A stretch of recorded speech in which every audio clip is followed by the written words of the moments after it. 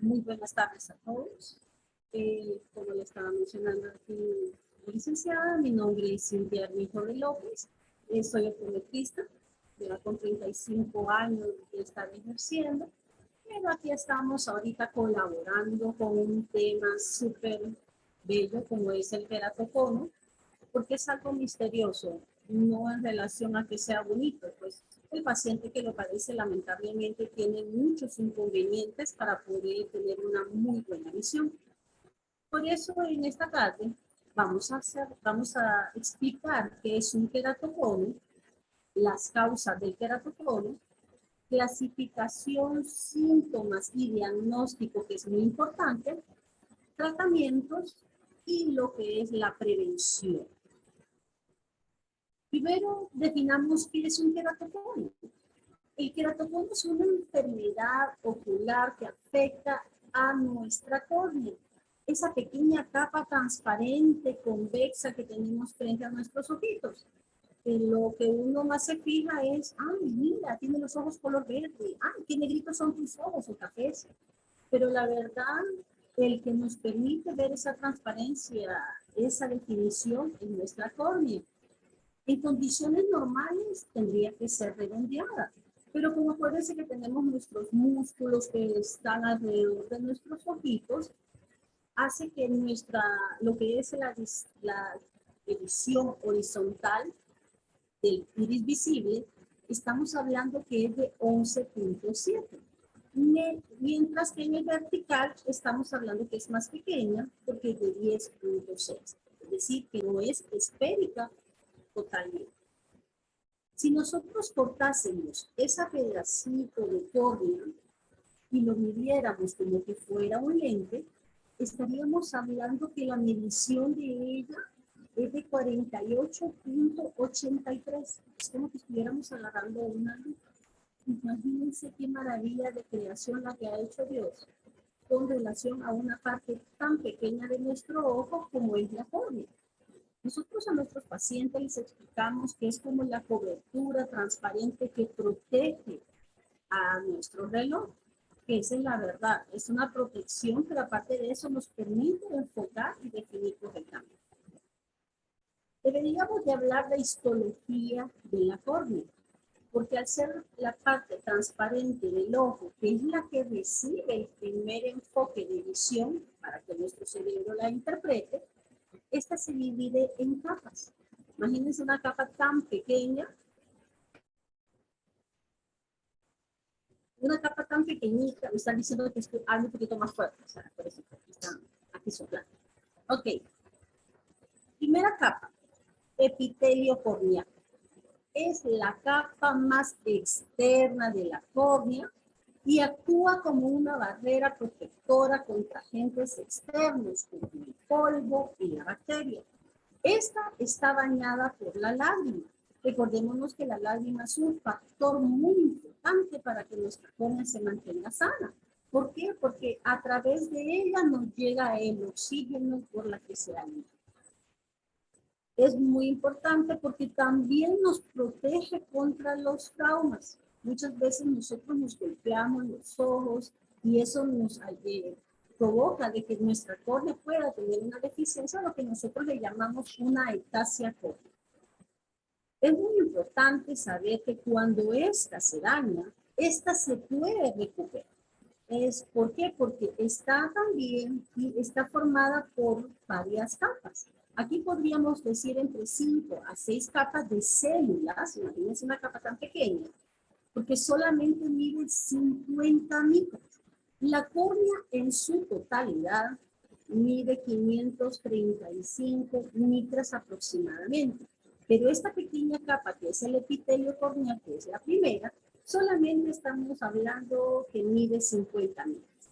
Entre ellas vamos a encontrar células basales, células aladas, células escamosas y otro tipo de células que permiten que esta primera capa que encontramos sea más fuerte.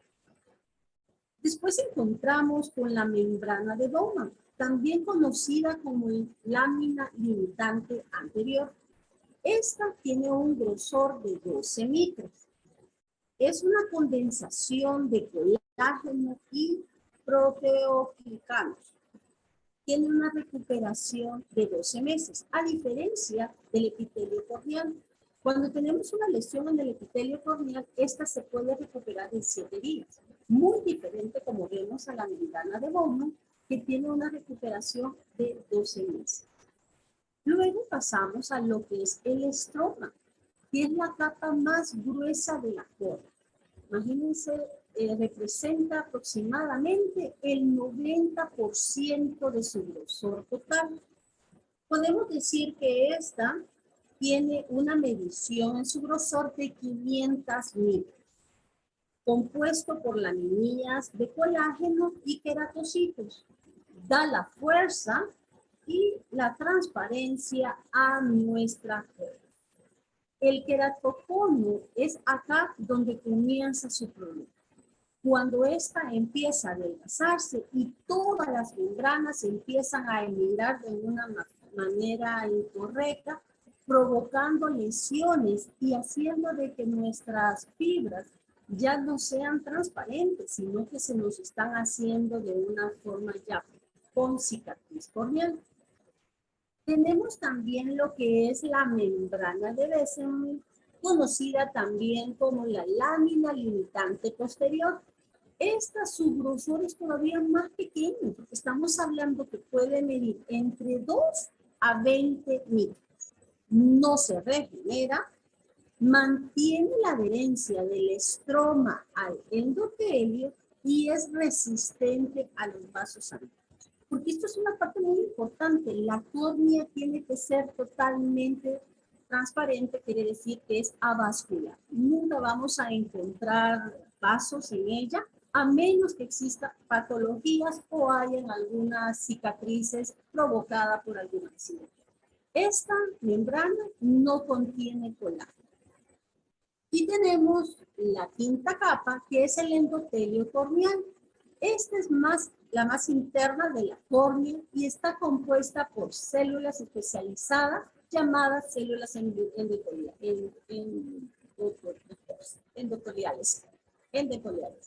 Bueno, es la capa, ya se me quedó la lengua. Perdón, son los nervios. A pesar de que tengo 35 años, pero son los nervios. Esta capa se encarga de unir lo que es la membrana de Bessemer y lo que es el humor acuoso. Aquí podemos ver en una forma más definida dónde está lo que es el epitelio, que es la primera capa. Después pasamos a la membrana de Bowman. Después está el estroma, que como podemos ver es totalmente más amplio, si es el que lleva el 90% del grosor de ella, la membrana de Bessemer y el endotelio.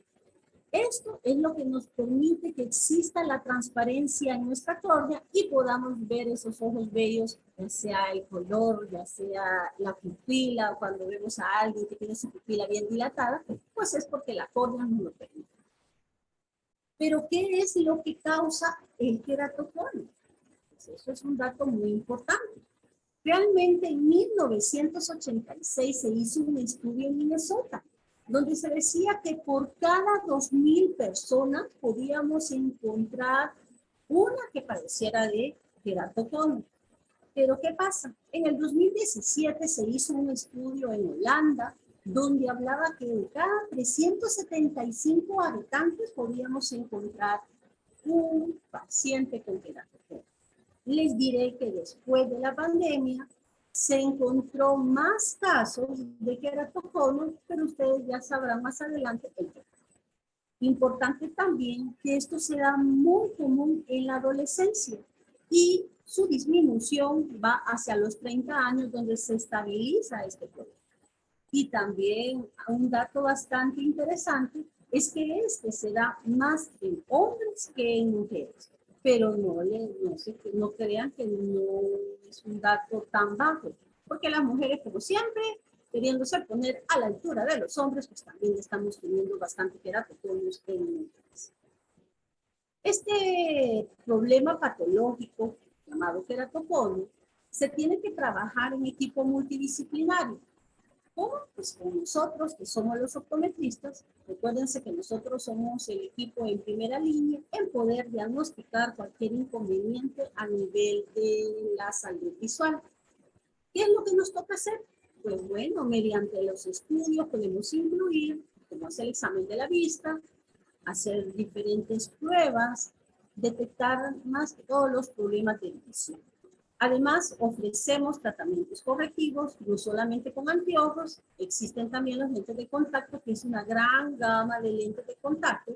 Existen lo que son los ejercicios de terapias y muchas infinidades de especialidades que hay en optometría. En este momento son 11.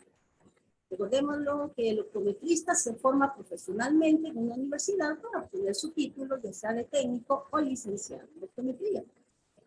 Y también tenemos a nuestros queridos oftalmólogos, que a la par de ellos tratamos siempre de dar la mejor calidad de visión a nuestro paciente a largo plazo, recordándoles que la oftalmología es una especialidad médico-quirúrgica que se encarga del estudio y tratamiento de enfermedades de los ojos, así como los músculos relacionados con los movimientos, párpados, guías animales y conexión con el cerebro.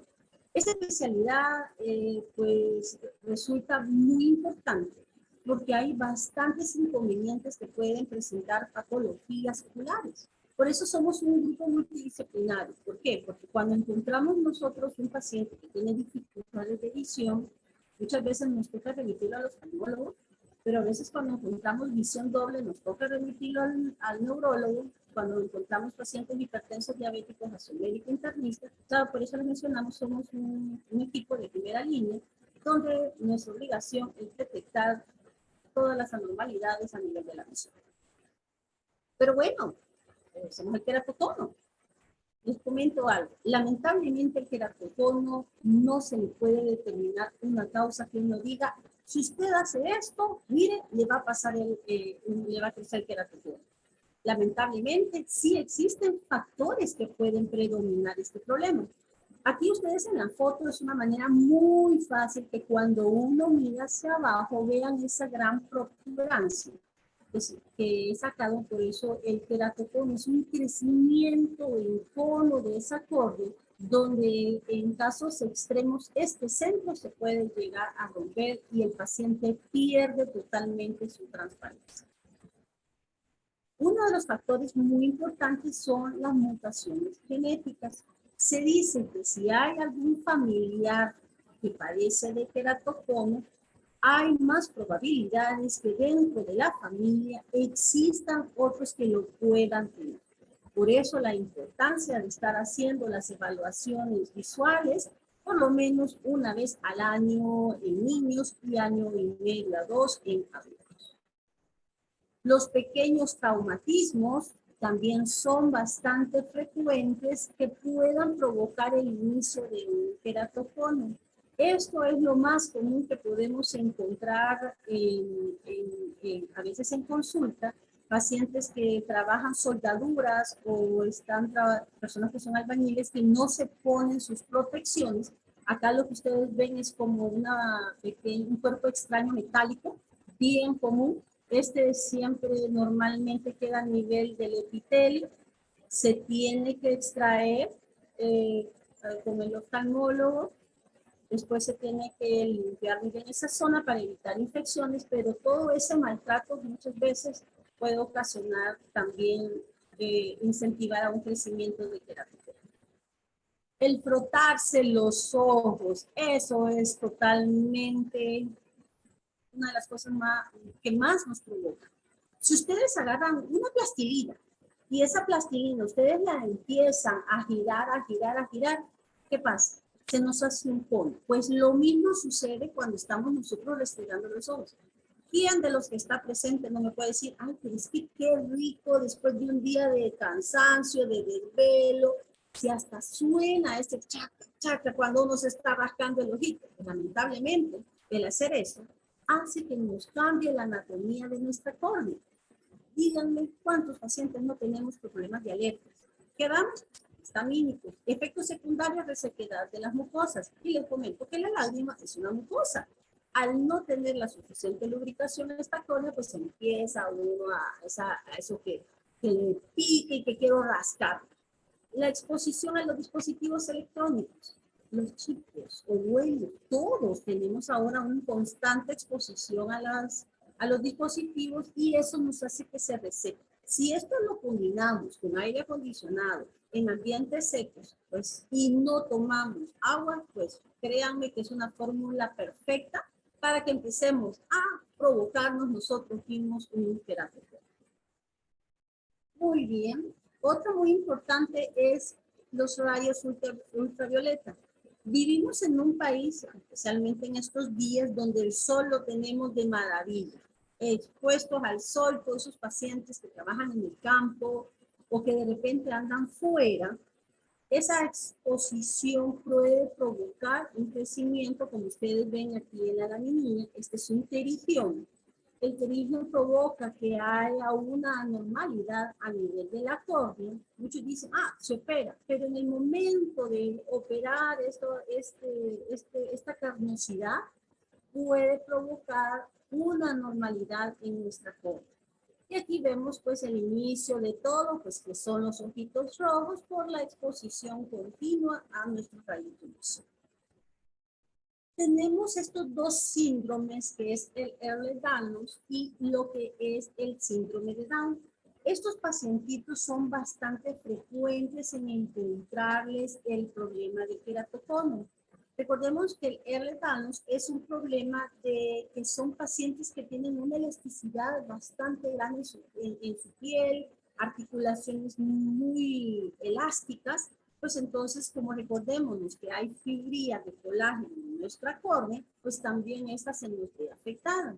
Y nuestros pacientitos con síndrome de Down tienen tendencia por sus miopías altas y que son pacientes bastante alérgicos. Entonces ellos tienden bastante a frotarse los ojos, entonces hay que tener mucho cuidado con estos pacientitos en el momento en el que lleguen a su consulta.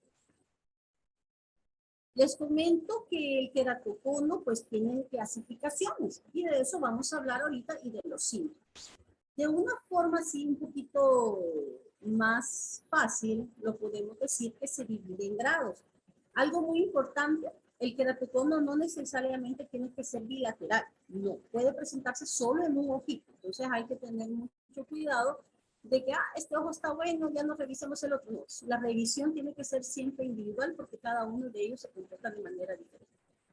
Bueno, por grados tenemos el grado leve, que se observan cambios sutiles en la curvatura de la córnea. Grado 2, que es el moderado, que su evidencia de adelgazamiento de la córnea y hay una distorsión que se ve un poquito ya más evidente. El grado 3, que es el avanzado, que produce ya una protuberancia en forma de cono, que es lo que estamos viendo acá en este ojito derecho, que causa una mayor distorsión de la visión. El grado 4, que es el severo, el cono se vuelve más pronunciado y la visión se ve totalmente afectada. Son aquellos pacientes que les dicen, mire, yo ya no miro. Veo todo distorsionado, se me estrella todo, veo estrellitas por todos lados con las luces. Ese es uno de los mayores problemas que da. Y el grado 5, que ese es el que realmente nosotros como optometristas y contractólogos es el que menos deseamos ver, que es el extremo. Se produce una ectasia corneal grave y la visión se deteriora drásticamente porque ya hay lesiones en esa transparencia. Pero hablemos de una forma más suave. Nosotros lo manejamos así como frustro. Estos son pacientes con queratocono inicial. Normalmente se identifican porque tienen miopías altas de 5 dioptrías.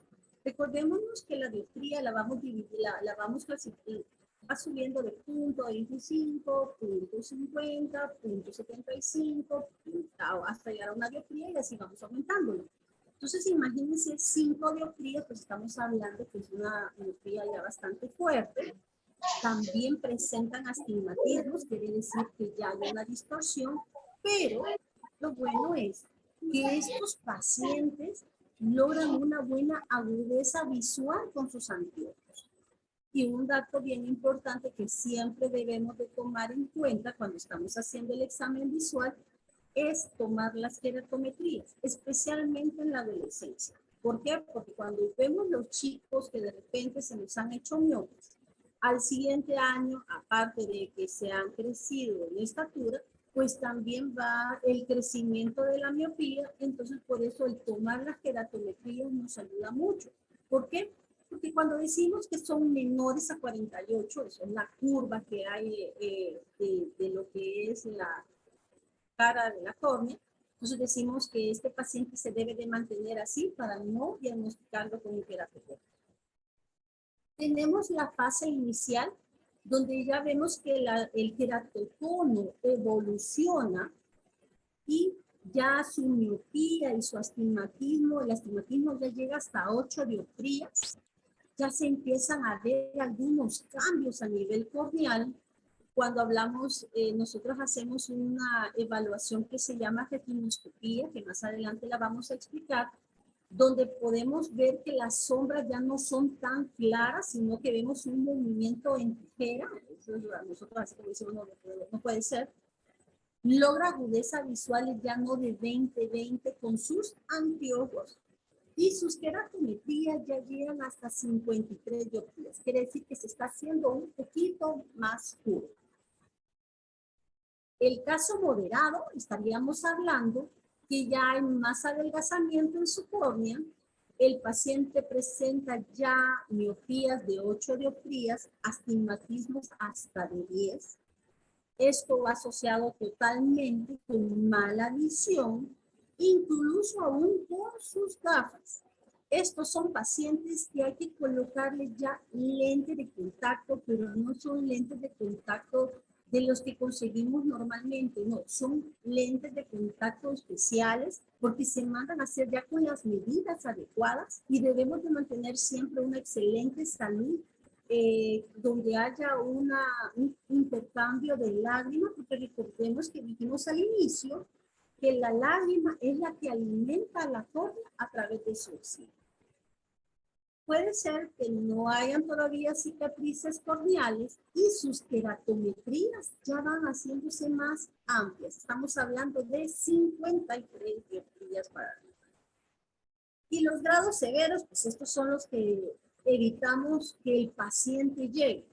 ¿Por qué? Porque ya hay una deformación. Ustedes pueden ver que ya la parte ya no se, de la córnea frontal ya no es transparente, sino que ya hay un daño, está blanca.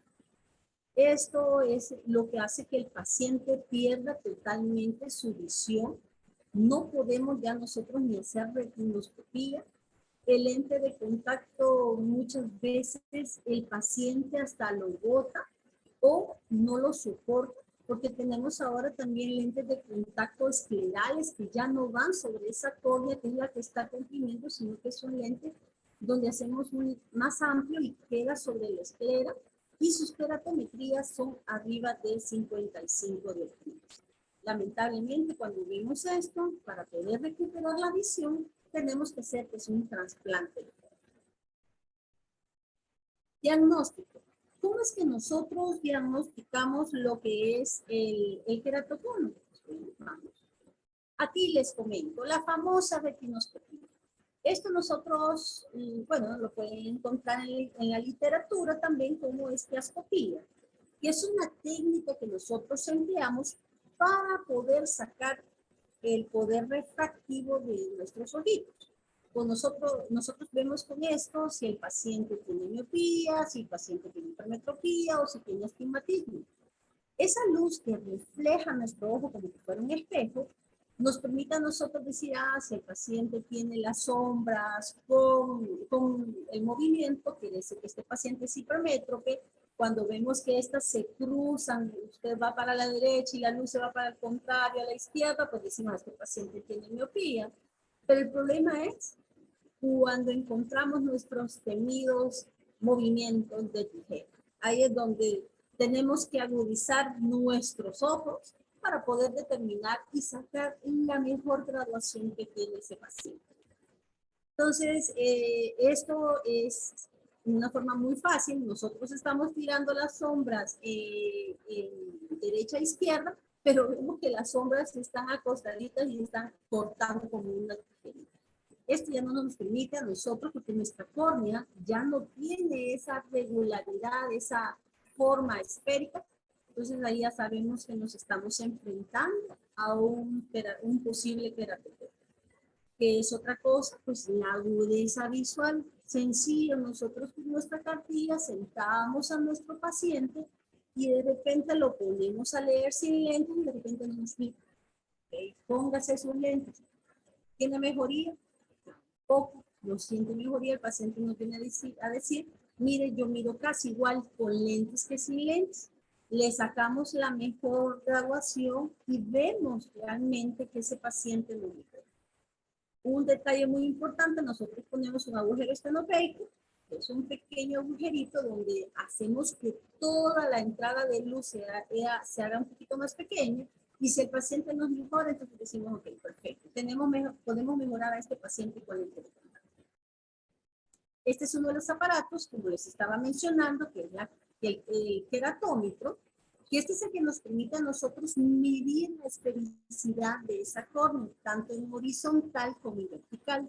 Este es un examen que puede hacer tanto en optometría como el oftalmólogo, y eso nos permite a nosotros tener un récord de crecimiento. Pero les comento, este queratómetro solamente toma la zona central.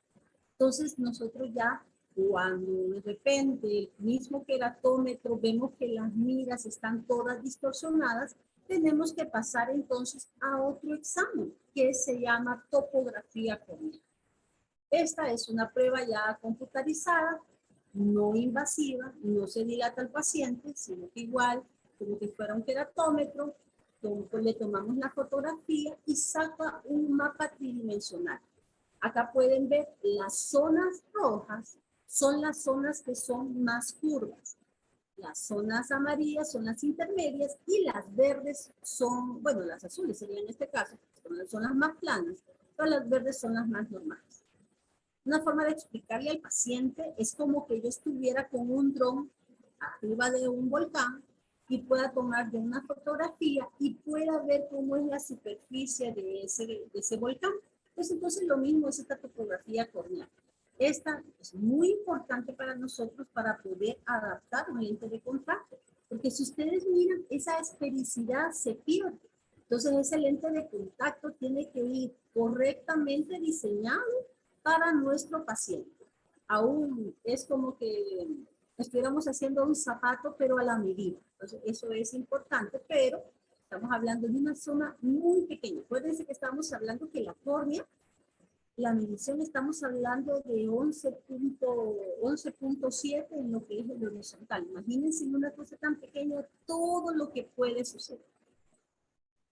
Bueno, aquí estamos viendo, esto era lo que se usaba antes, estos son otros dispositivos antiguos como que es el disco de Plácido, que el topógrafo lo vino a reemplazar, pero o sea, si no tenemos un topógrafo, estamos hablando que los topógrafos son equipos bastante caros, estamos hablando de que los costos andan alrededor de $13,000, pues bueno, podemos tener un pequeño disco de Plácido, que ven acá, es un aparatito que tiene círculos concéntricos blanco-negro, pero vean la diferencia, cómo se refleja ese mismo disco, que es totalmente redondito, en una córnea con problemas ya de queratocono.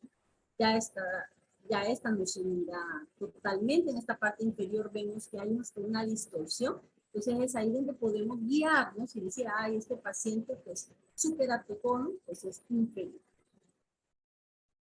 Y tenemos también lo que es la lámpara de hendidura.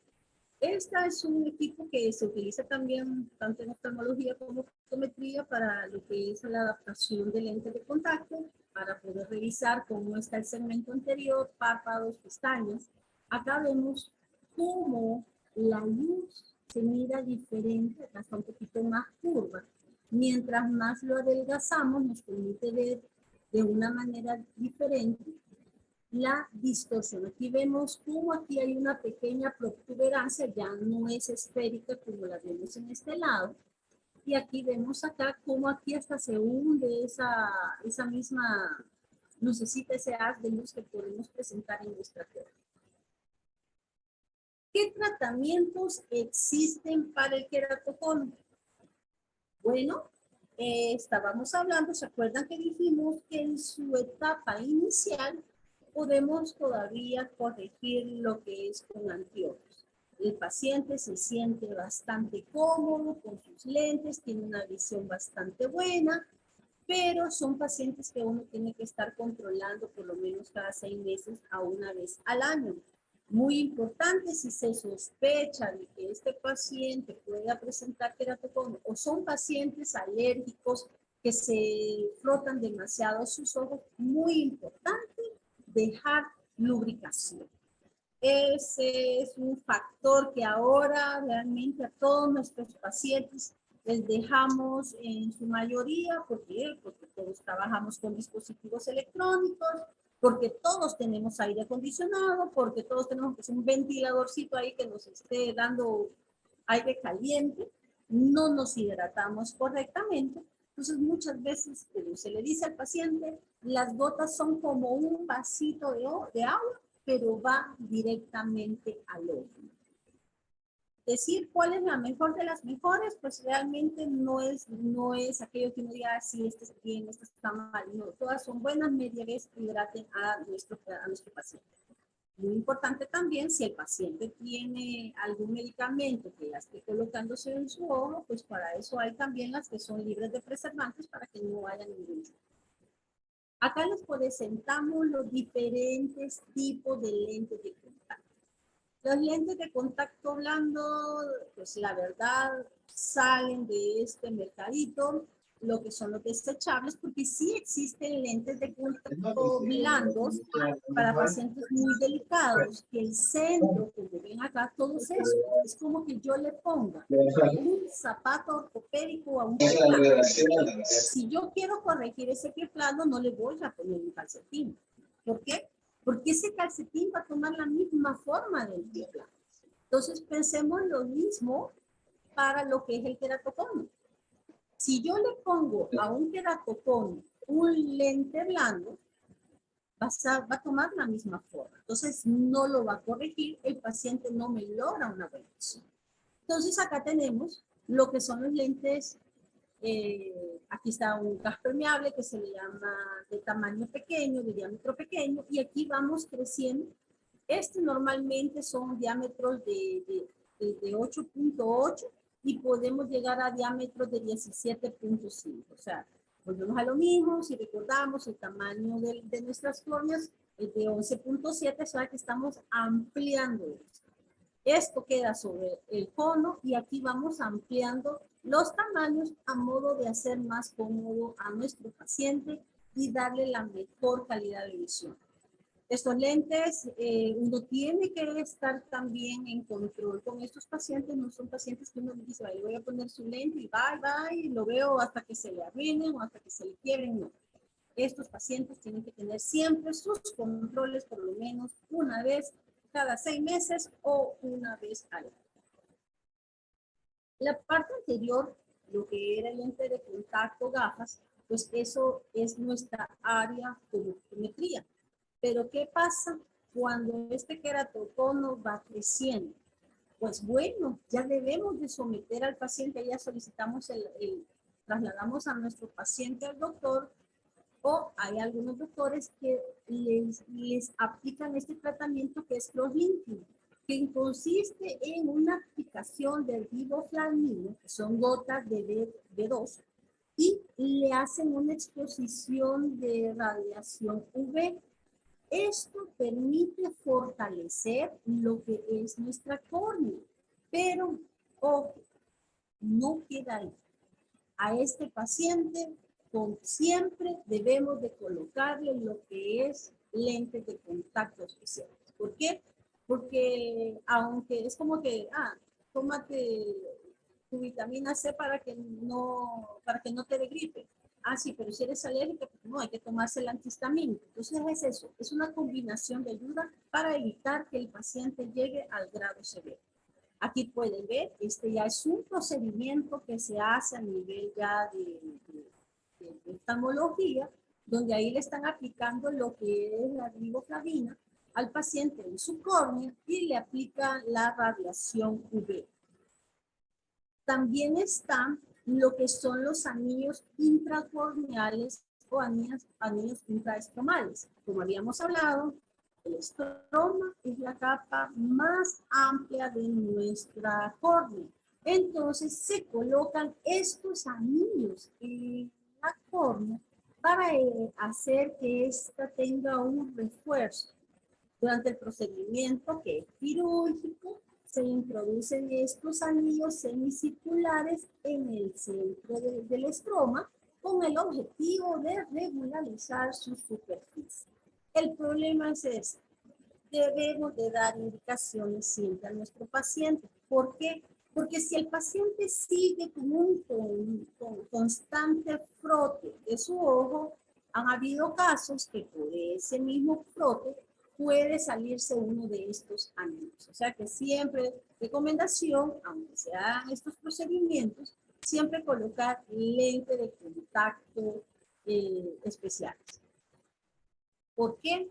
Porque lo que queremos evitar es esto, la queratoplastía penetrante. ¿Qué es esto? Pues es un trasplante de córnea y está indicado cuando el centro de ella ya está afectado. Si vemos acá, qué bonito se mira, qué precioso, ya vemos que está totalmente transparente esa córnea, pero esa recuperación no es inmediata.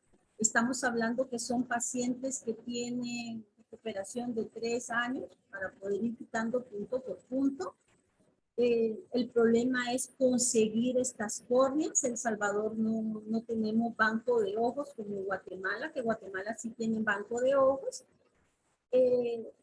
Uno dice, qué fácil, no, porque de repente si es un paciente joven que le colocan una córnea de un paciente de 40 años, y este paciente es joven, quiere decir que cuando él tenga 40 años, la córnea va a tener, ¿qué? Si tenía 20, va a tener 60. Entonces, ese es el problema, se va envejeciendo y cada vez que se hace un trasplante de córnea, el paciente le baja la posibilidad de que este sea un éxito. Se ve precioso acá, como les menciono, aquí podemos ver una córnea ya dañada en su parte central.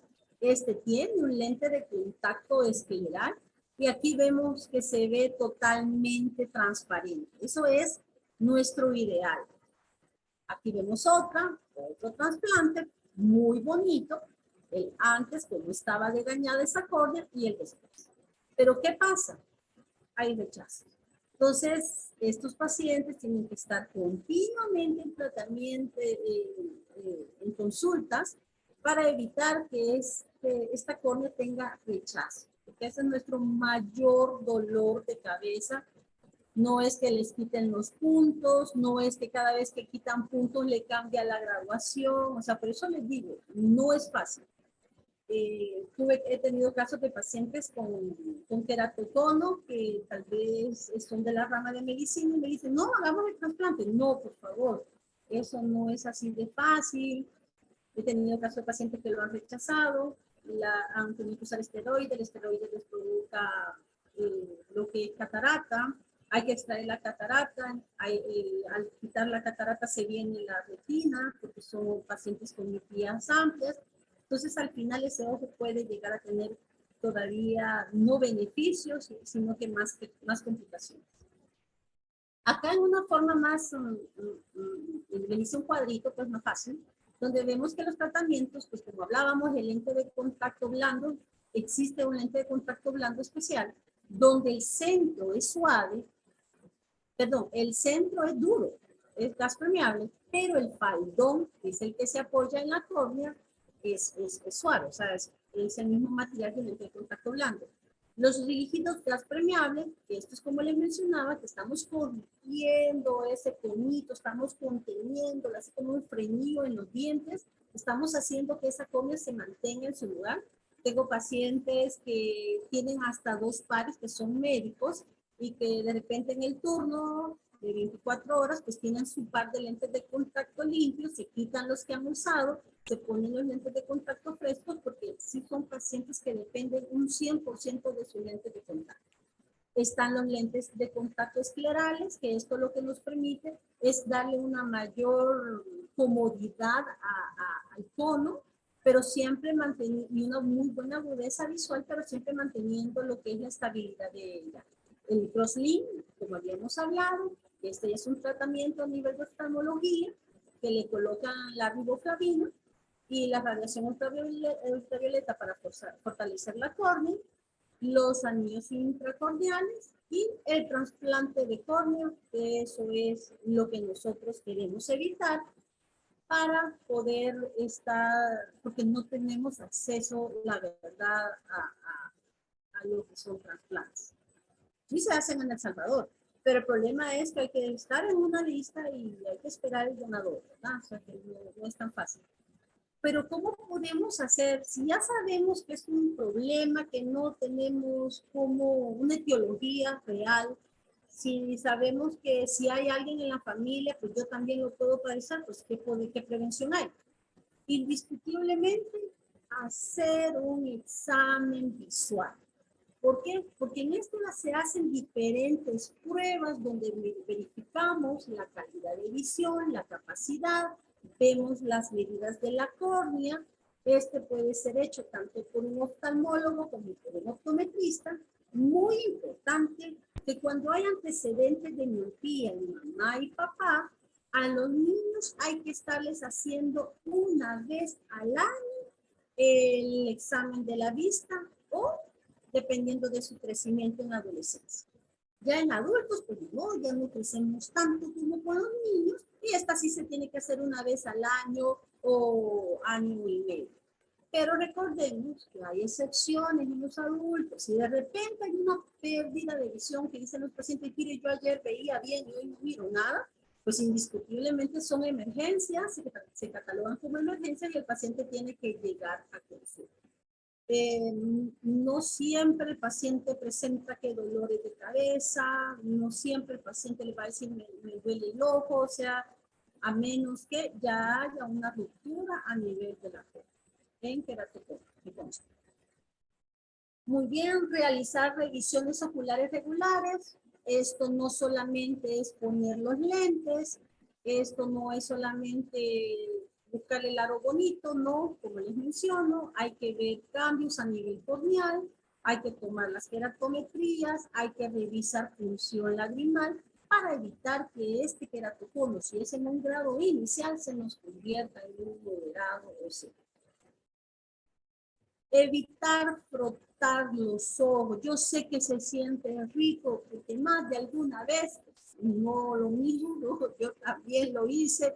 Qué rico se siente frotarse el ojo, pero cada vez que usted hace eso, me está cambiando la forma de su córnea. Entonces esto nos puede ser ya paciente de alto riesgo y empezar a padecer de problemas de queratocono.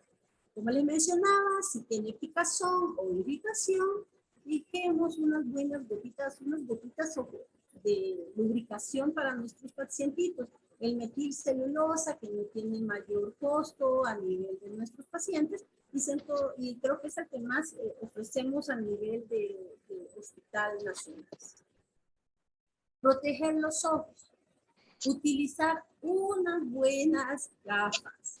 Ya sea solares, el problema es que cuando nosotros utilizamos gafas pintadas, lo que hacemos es que nuestra pupila se dilata y es como que ustedes dejen la puerta abierta de su casa o del carro y que cualquiera pueda entrar a poder estar dentro de ella.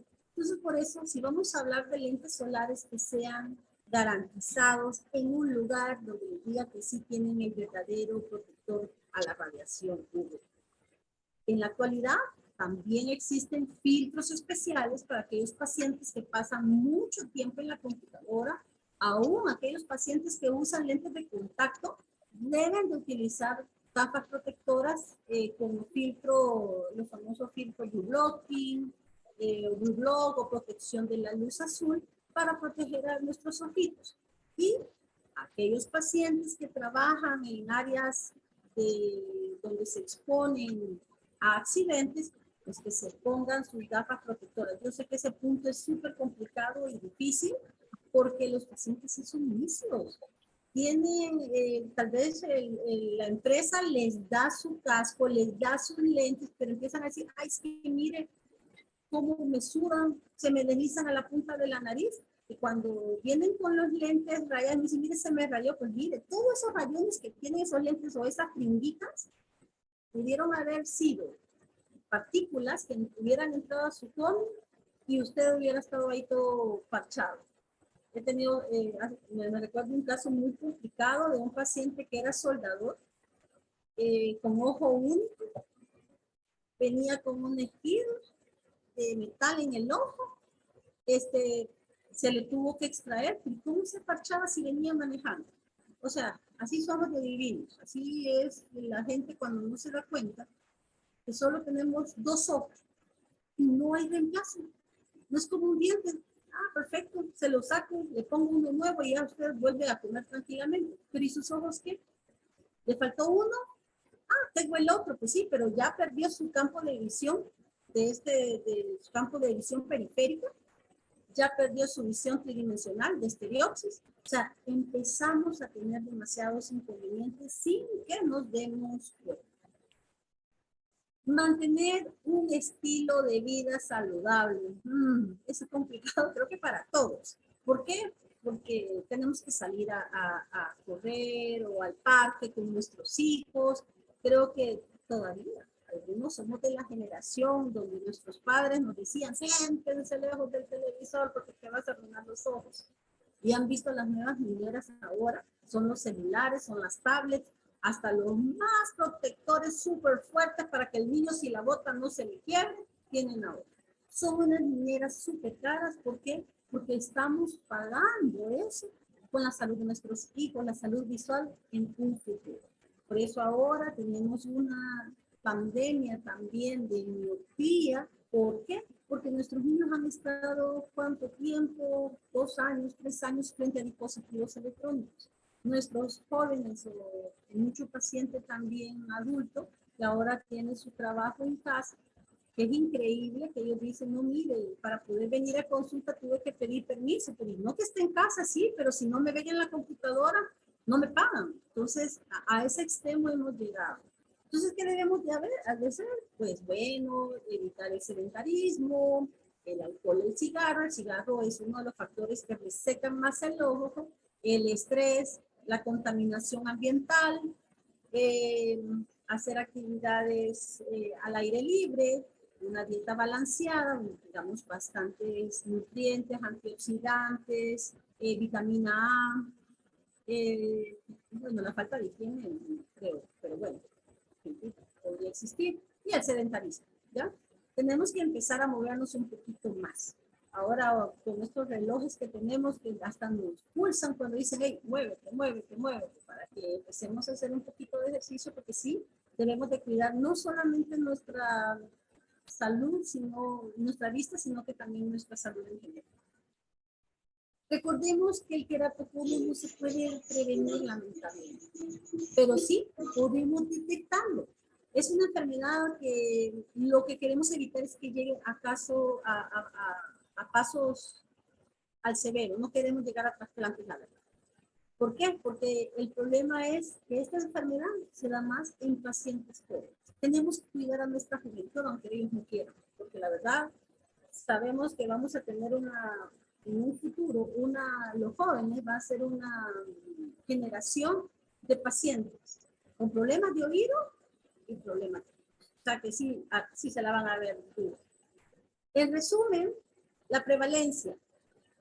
Se estima que el queratoconio varía entre diferentes poblaciones, pero generalmente se sitúa en un 0.1 al 2% de la población en general. Pero está de más decir que ciertos grupos que tienen los antecedentes familiares y que hay más hombres que mujeres, pues pueden tener tendencia a ser un poquito más alto ese porcentaje. La edad de inicio, pues comienza desde la adolescencia. Y hay casos de niños que entre 8 a 10 años ya pueden empezar a presentar casos de cambios a nivel de su córnea, y esta se tiende a ser más lenta hasta parar a nivel de los 25 a los 30 años. La progresión, no todos los pacientes es igual, la verdad, diferencia entre uno a otro, pero hay que tener, aquí lo más importante es que nuestros pacientes siempre tengan los controles adecuados para evitar consecuencias graves en su futuro.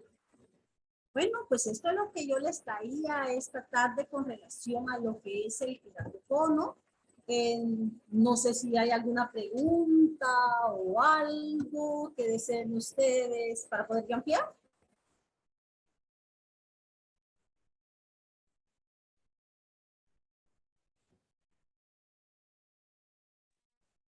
Muy buenas tardes. ¿Podría hacerle una pequeña pregunta?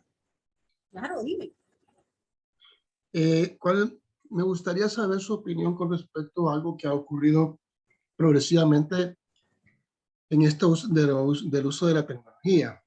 Antes había una alta incidencia, como he dicho, se insistía en utilizar aquellas pantallas de filtro cuando empezamos a utilizar computadoras en nuestros empleos o en nuestras propias casas para evitar que la radiación nos llegara a dañar. Hoy en día, con la tecnología actual y con la tendencia de desarrollar muchas profesiones, incluso a nivel de estos recursos tecnológicos, y no estamos no estamos exentos, porque nosotros estamos utilizando computadoras, tablets en el desarrollo de nuestras consultas. Quisiera saber cuál sería, si es para usted necesario utilizar nuevamente este tipo de filtros en los equipos que se nos brinda para poder seguir con nuestra profesión, o los equipos actuales no tienen el riesgo que pretendían tener los anteriores. Le comento, sí, antes es cierto, teníamos que poner unas pantallas para bloquear un poquito lo que era ese filtro. En la actualidad, las más nuevas ya no tienen esa necesidad. Pero el problema no solamente es la exposición a la radiación de los dispositivos electrónicos, sino que a la luz blanca. Si vemos en un hospital la luz en una clínica, pues es blanca porque nos permite tener una mejor definición. La pantalla del televisor es pantalla LED, hay radiación de luz azul. El reloj que te despierta en la mañana, gran luz que te pega, pues también tiene radiación de luz blanca. Entonces, ¿qué es lo que podemos hacer? Que en la actualidad, a la mayoría de lentes, casi la mayoría te lo diré, colocarles el filtro de la luz azul. Sencillo. Con eso nosotros vamos a proteger nuestra córnea, nuestro cristalino y nuestra retina. Si hay pacientes que me dicen, mire, ¿qué es más importante, el antirreflejante o el bloqueador? Para mí el bloqueador de la luz azul es mucho más importante que un antirreflejante. ¿Por qué? Porque el antirreflejante solo te baja en un 15% lo que es el reflejo de las cosas que tú miras. Mientras que el bloqueador de la luz azul sí hace que el rayito se detenga y pueda entrar la luz, no dañe nada a tu ojo. ¿Qué pasa si nos acordamos del espectro visible? Están los tonos morados, que son los fríos, y los rojos, que es lo caliente. Por eso cuando la gente va a la nieve, se pone lentes de protección espejados para que no entre al ojo ese reflejo, porque es ahí donde se queman las córneas, y cuando se quema la esclera, y cuando tienen ahí unas grandes queratitis. Entonces, lo mismo pasa, a veces estamos tan expuestos a la tanta cantidad de luz, que por ejemplo, ahorita puse una pantalla blanca, pero mis lentes tienen el protector de luz azul, entonces ya no me preocupo. Pero para mí lo más importante es que ahora todos los lentes se les deje el bloqueador de luz azul. Muchas gracias. Espero que esté contestado.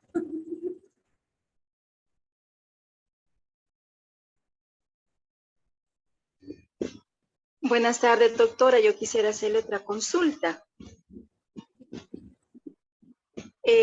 Por ejemplo, si un joven le han hecho cirugía porque tuvo queratocono, ¿Qué es lo más recomendable que este joven utilice? ¿Lente de contacto o gafas? En este caso trabajamos mucho de la mano del doctor, porque sí se puede poner un lente de contacto escleral. En el lente escleral es un lente de amplitud grande, porque estamos hablando de 16, 17, hasta a veces 22 milímetros, donde el lente no tiene absolutamente ningún contacto con lo que es la córnea. ¿Por qué? Porque esto se llena de solución salina con pH balanceado para que el paciente pueda tener una calidad de visión correcta. Entonces, ahí en este caso sí se trabaja mucho de la mano, porque si el doctor dice, no, él ya está apto para que use lente de contacto, podemos colocar lente de contacto sin ningún problema, pero en este caso sería escleral para no quitar esa córnea, pero también hay que ver qué calidad de visión tiene este paciente con anteojos. O sea, ahí es de chequear todo desde el inicio, no solamente tirando directamente a lo que es lente de contacto, sino que primero revisar cómo está la córnea, revisar agudeza visual, revisar lo que es la retinoscopía, qué calidad de visión lograría con lentes, y si vemos que es muy deficiente, pues entonces sí, ya se piensa en lente de contacto. ¿Por qué? Porque recordémonos, como habíamos mencionado, el lente de contacto no es en ambos ojos, es bien difícil, sí se da, normalmente siempre ataca solamente a uno, ¿verdad? Muchas gracias, doctor. Súper. Alguien me está preguntando acá. Irma, perdón, Irma Pasa Elizabeth. si no es glaucoma y sigue uno presentando síntomas. El glaucoma realmente es un tratamiento totalmente diferente, que ese sí lo mira el oftalmólogo para darle su medicación correcta, porque hay medicamentos de glaucoma que también le dan resequedad ocular. Entonces puede ser de que necesite adicionar al tratamiento de glaucoma un lubricante. En la actualidad, como les mencionaban, hay lubricantes súper buenos. Hay unos que tienen hasta ácido hialurónico, que eso hace que también hay estudios donde dice que ayuda a la transparencia del vidrio. Entonces, eso sí, ya es preguntarle al doctor si podemos adicionar un lubricante para que este paciente se sienta bien.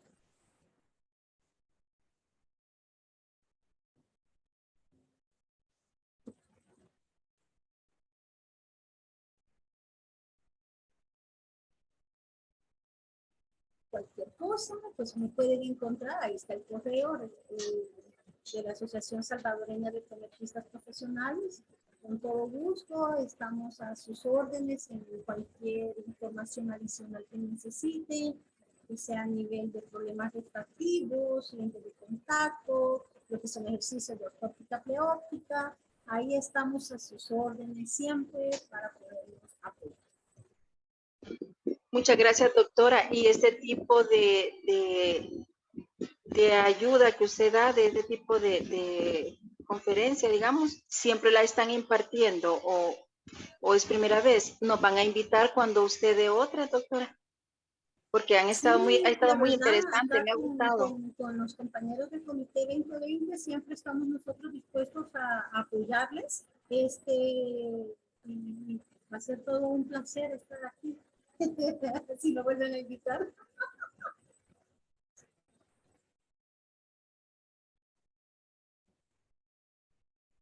Ojalá que sí, doctora. Ay, tan bella, muchas gracias. Yo soy muy bromista, oye, o sea,